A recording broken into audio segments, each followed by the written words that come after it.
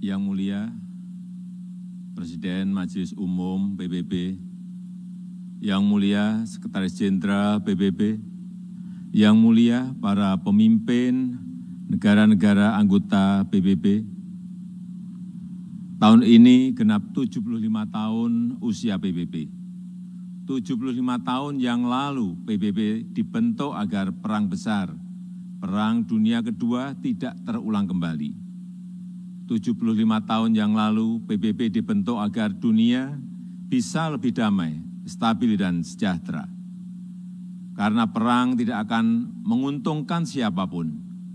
Tidak ada artinya sebuah kemenangan dirayakan di tengah kehancuran. Tidak ada artinya menjadi kekuatan ekonomi terbesar di tengah dunia yang tenggelam.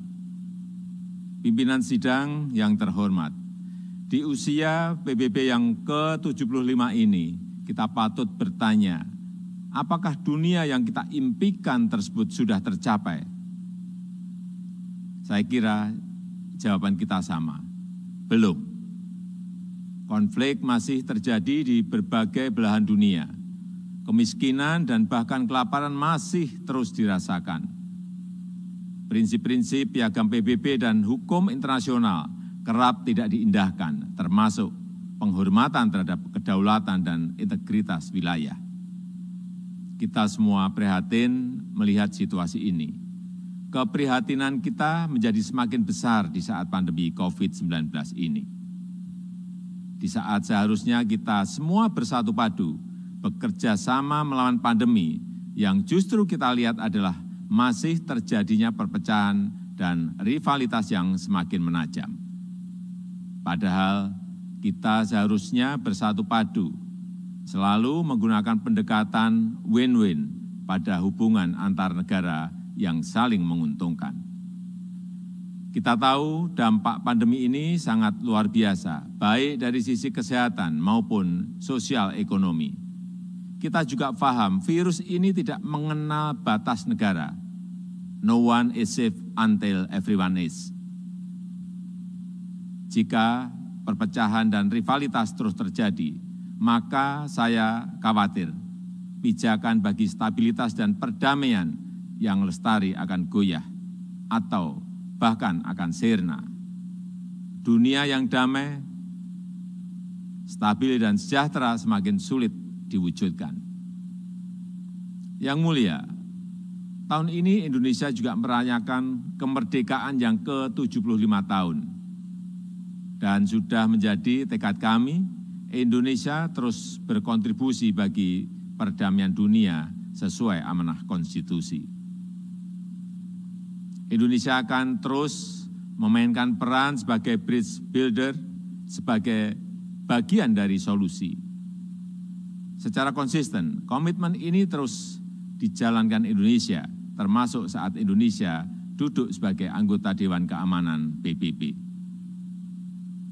Spirit kerjasama akan selalu dikedepankan Indonesia, spirit yang menguntungkan semua pihak tanpa meninggalkan satu negara pun. No one, no country should be left behind. Persamaan derajat inilah yang ditekankan oleh Bapak Bangsa Indonesia, Soekarno, Bung Karno, saat konferensi Asia Afrika di Bandung tahun 1955 yang menghasilkan Dasar-Sila Bandung. Hingga kini, prinsip Dasar-Sila Bandung masih sangat relevan, termasuk penyelesaian perselisihan secara damai, pemajuan kerjasama, dan penghormatan terhadap hukum internasional. Palestina adalah satu-satunya negara yang hadir di konferensi Bandung yang sampai sekarang belum menikmati kemerdekaannya. Indonesia terus konsisten memberikan dukungan bagi Palestina untuk mendapatkan hak-haknya. Di kawasan kami sendiri, bersama negara-negara ASEAN lainnya, Indonesia terus menjaga Asia Tenggara sebagai kawasan yang damai, stabil, dan sejahtera. Pada hari jadinya yang ke-53, 8 Agustus 2020 yang lalu, ASEAN kembali menegaskan komitmennya untuk terus menjaga perdamaian dan stabilitas kawasan.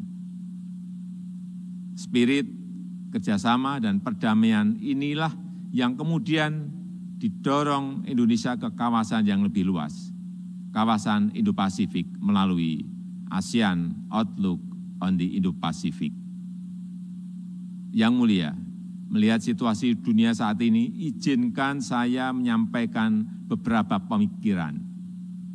Yang pertama, PBB harus senantiasa berbenah diri, melakukan reformasi, revitalisasi, dan efisiensi. PBB harus dapat membuktikan bahwa multilateralism delivers, termasuk pada saat terjadinya krisis. PBB harus lebih responsif dan efektif dalam menyelesaikan berbagai tantangan global. Dan kita semua memiliki tanggung jawab untuk terus memperkuat PBB agar PBB tetap relevan dan semakin kontributif sejalan dengan tantangan zaman. PBB bukanlah sekedar sebuah gedung di kota New York, tapi sebuah cita-cita dan komitmen bersama seluruh bangsa untuk mencapai perdamaian dunia dan kesejahteraan bagi generasi penerus. Indonesia memiliki keyakinan yang tidak tergoyahkan terhadap PBB dan multilateralisme. Multilateralisme adalah satu-satunya jalan yang dapat memberikan kesetaraan. Kedua, kolektif global leadership harus diperkuat. Kita paham bahwa dalam hubungan antar negara, dalam hubungan internasional, setiap negara selalu memperjuangkan kepentingan nasionalnya. Namun, jangan lupa, kita semua memiliki tanggung jawab untuk kontribusi menjadi bagian dari solusi bagi perdamaian, stabilitas, dan kesejahteraan dunia. Disinilah dituntut peran PBB untuk memperkokoh kolektif global leadership. Dunia membutuhkan spirit kolaborasi dan kepemimpinan global yang lebih kuat untuk mewujudkan dunia yang lebih baik. Ketiga, kerjasama dalam penanganan COVID-19 harus kita perkuat, baik dari sisi kesehatan maupun dampak sosial ekonominya. Vaksin akan menjadi game changer dalam perang melawan pandemi. Kita harus bekerja sama untuk memastikan bahwa semua negara mendapatkan akses setara terhadap vaksin yang aman dan dengan harga terjangkau.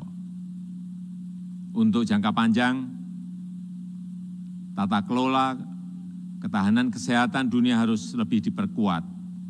Ketahanan kesehatan dunia yang berbasis pada ketahanan kesehatan nasional akan menjadi penentu masa depan dunia. Dari sisi ekonomi, reaktivasi kegiatan ekonomi secara bertahap harus mulai dilakukan dengan melakukan koreksi terhadap kelemahan-kelemahan global supply chain yang ada saat ini. Aktivasi ekonomi harus memprioritaskan kesehatan warga dunia. Dunia yang sehat, dunia yang produktif harus menjadi prioritas kita. Semua itu dapat tercapai jika semua bekerja sama, dan bekerja sama. Mari kita memperkuat komitmen dan konsisten menjalankan komitmen untuk selalu bekerja sama. Demikian, terima kasih.